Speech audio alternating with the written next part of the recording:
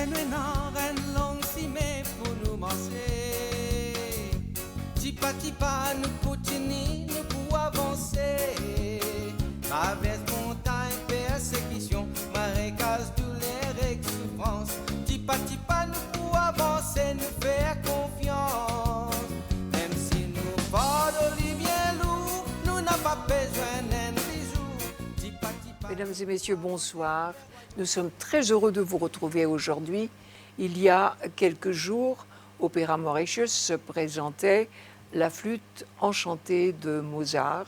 Et comme nous le savons, Opéra Mauritius a présenté pas mal d'œuvres comme La Veuve Joyeuse, Les Pêcheurs de Perles, La Traviata et tant d'autres. Et nous sommes heureux d'accueillir sur notre plateau aujourd'hui le directeur Paul Olsen, accompagné de la relève de Opéra Mauritius, Catherine Kane.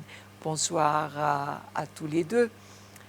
Paul, on peut dire, comme le titre l'indique, l'art lyrique, c'est un patrimoine mauricien, puisque cela remonte avec l'histoire même du pays, et je pense que c'est autant de l'abourdonner. Racontez-nous ce riche passé. Voilà, le premier théâtre a été construit vers 1800, donc c'était peut-être un peu après la période de la Bourdonnais, un théâtre en bois qui était à côté du jardin de la Compagnie, et malheureusement un cyclone a détruit le théâtre. Quelques années après, les Anglais prennent le pays, 1810, et en 1820, à l'époque du gouverneur Farquhar, le théâtre de Port-Louis est construit par un opérateur français qui produisait lui-même, et il a créé le théâtre avec l'aide des Anglais, bien sûr. 1822, ouverture de ce théâtre, et les troupes arrivaient pendant notre hiver pour produire une série de pièces. Et puis, dans les années 50, on va voir de nouveau, cette fois-ci, des Mauriciens qui produisent. Il y a bien sûr Max Moutia, incontournable Max Moutia, qui a produit et qui était lui-même un ténor, et qui était sur scène. Il y a eu Leroy, il y en a eu pas mal d'autres. Et ensuite, nous avons eu la création du Plaza, 1933. D'ailleurs, ce que je viens de citer des années 50 était au Plaza. Et c'est comme ça que les choses ont continué jusqu'au moment un peu de l'indépendance, où là, les priorités changent, l'économie prend le dessus, et l'art lyrique en pâtit. Donc voilà pour la première partie. Et donc, pour cette première partie, nous faisons une pause musicale. Qu'allez-vous nous proposer? Je vais vous donner un extrait des Pêcheurs de Perles.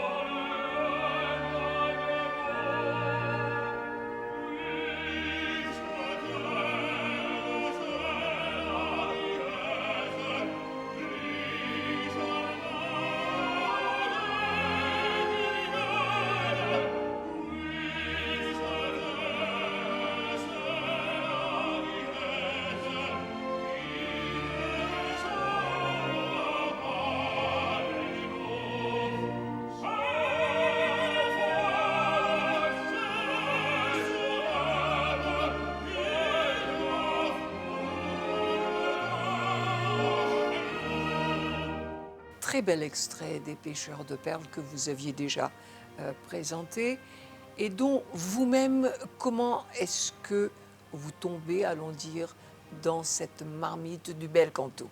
Je devais avoir 7 ou 8 ans.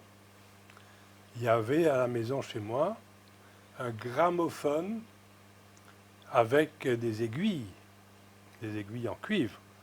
Et il y avait une série de disques, 78 tours, avec des chants de George Thiel, de grands de l'époque, ténors, etc. Et moi, j'étais intéressé par la mécanique. Et puis, j'ai entendu la musique. Et la mécanique m'a emmené la musique. Et c'est comme ça que j'ai commencé à m'y intéresser. Bon, par la suite, bien sûr, j'ai écouté régulièrement de la musique classique, plus âgée. Mais le vrai fondement, c'était le fameux gramophone à aiguille. Comment est né Opéra Mauritius? Opéra Mauritius est né d'une rencontre entre moi-même et Catherine Kane. Et c'était en 2008, de façon à voir comment faire un opéra à Maurice. Catherine me dit, est-ce qu'on peut faire un opéra à Maurice? Je lui dis, mais oui, bien sûr. Il n'y a pas de problème. On y va. Catherine, voulez-vous en parler? J'aime bien le théâtre, j'aime bien l'opéra. Et une des conditions de venir à Maurice, c'était il faut trouver une solution pour faire l'opéra ici parce que c'est moi, c'est ma vie. Et avant, on a regardé s'il y a quelque chose, mais on n'a pas eu. Et j'ai demandé un peu et après mon mari m'a présenté Paul parce que Paul, c'est à façon mauricienne, Paul est le cousin de sa secrétaire à 7 ans. Et on a parlé, on s'est entendu très bien. Paul était très fire and flame pour l'idée.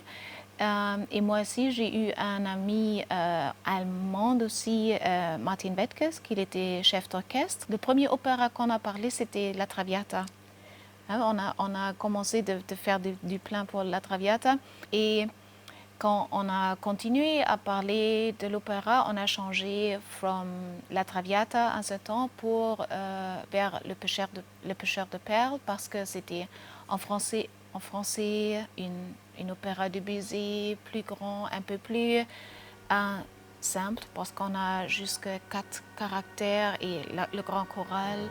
Et depuis ça a commencé Le Pêcheur de perles. The Pearl Fishers, Oui. C'était notre premier projet ensemble. Okay. Ouais. Est-ce que c'est facile de monter un opéra à Maurice? D'abord sur le plan technique, quelles sont les contraintes qu'on rencontre?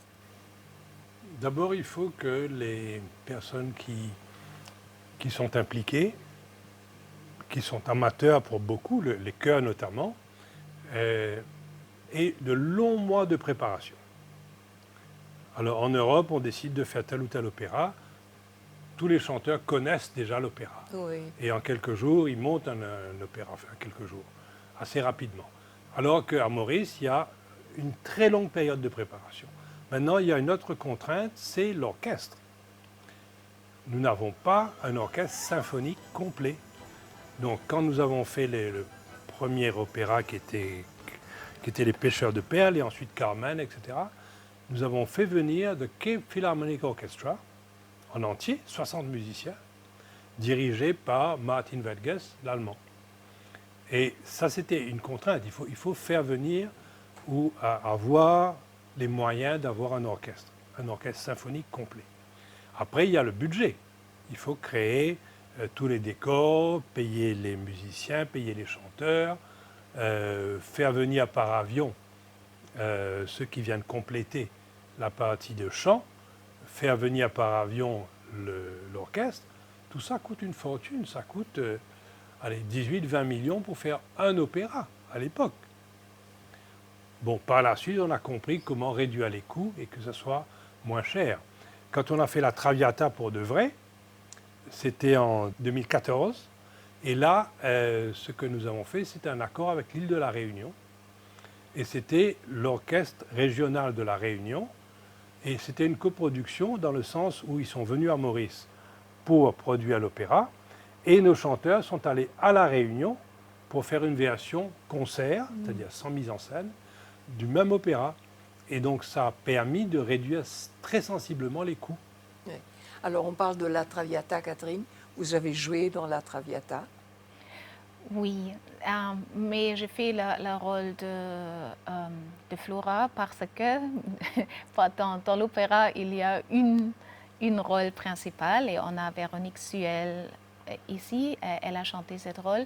Et depuis que je suis là, je me occupais beaucoup de la chorale. Oui. Dans l'opéra ou dans beaucoup de comédies musicales, j'ai fait les rôles principaux aussi. Mais pour les rôles dans l'opéra, j'ai fait des plus petits rôles pour avoir la capacité de m'occuper de l'organisation et de la chorale. Oui. Alors on écoute un extrait de La Traviata, si vous le voulez bien. Bien sûr.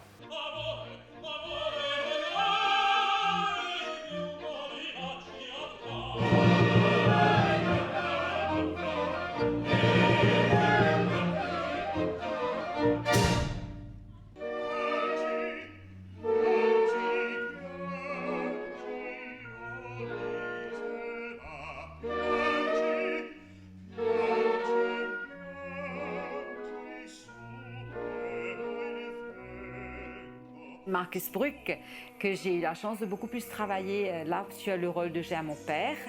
Et ça a été aussi un moment très fort, très intense. En fait, je puisais beaucoup de son énergie et parce que je le trouvais quelqu'un de très... quelqu'un qui chante d'une façon assez, je devrais peut-être dire, mais assez statique. Donc, quelque part, vous aviez toute la boule d'énergie qui arrivait et qui venait vers vous. Alors que Violetta était très perturbée. C'était une scène très forte parce que l'acte 2 vient avec J'ai à mon père et en espace graduellement, mais en peu de temps aussi, je dois dire que l'intensité doit être là.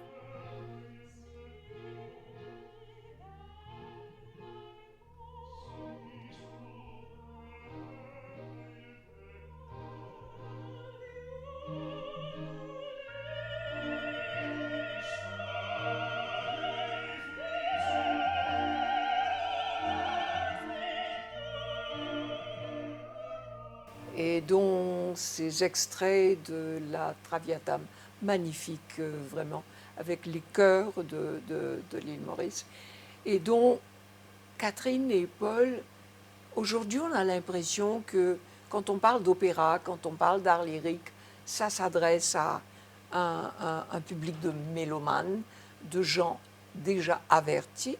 Comment est-ce que vous faites pour vulgariser l'art lyrique, pour apporter ça, disons, aux jeunes, par exemple? Bon, déjà, il y a juste avant la production de La Flûte enchantée, nous avons eu La Légende de Peter Boff, qui était une sorte de petite comédie musicale dans laquelle on souhaitait à ce que les enfants puissent intervenir. Et il y a d'ailleurs un très bel extrait du final de ça. On verra que c'est une très belle musique. L'orchestre est un orchestre mixte de La Réunion et de Maurice, qui s'appelle l'Orchestre des Mascarins, qui maintenant existe. Bon, c'était 22 musiciens, mais et le compositeur de La Légende de Peter Boff est un Mauricien, Jean-René Bastien, qui a composé la musique. Donc ça, il y a eu énormément d'enfants dans la salle qui ont eu le goût de la musique avec ça. Et après, bien sûr, Catherine et moi, dans une très petite mesure, c'est surtout Catherine qui produit La Flûte enchantée de Mozart, premier opéra de Mozart, première fois que La Flûte enchantée est produite à Maurice. Et là, je vais laisser Catherine en parler. C'est une opéra qui est who's most played in the world, mais c'est la première fois à Maurice. Et ça, c'est une opéra très bien pour les enfants ou pour les enfants plus âgés pour découvrir l'opéra. Moi, j'ai réalisé dans les cours de musique avec les enfants, ils sont très ouverts pour toutes les choses qu'on offre. si on fait l'opéra avec les enfants, ils sont intéressés, ils écoutent et ils disent « Ah, c'est ça, c'est ça ». Ils ne sont pas comme quelquefois les adultes, c'est l'opéra, ils sont « Ah, Ils sont très fascinés par exemple, par la flûte enchantée, par la reine de la nuit, quand elle chante les notes aiguës et immédiatement, il essaie de faire ces notes-là. Brièvement, racontez-nous un petit peu la trame de la flûte enchantée avant d'entendre un extrait justement. Qu'est-ce que c'est que l'histoire de la flûte enchantée? Alors, bref, on a le prince Tamino, qui est suivi par un monstre. Il est sauvé par il est sauvé et il raconte la reine de la nuit qui lui dit que sa fille was abducted par Sarastro et il dit à Tamino de sauver sa fille. Et Tamino voit une image de sa fille, de cette fille. Elle tombe malheureuse. And then he's going with, sorry, I'm switching to English. He's going with Papageno, the funny birdman, on his adventure to save Pamina. On écoute un extrait. Oui.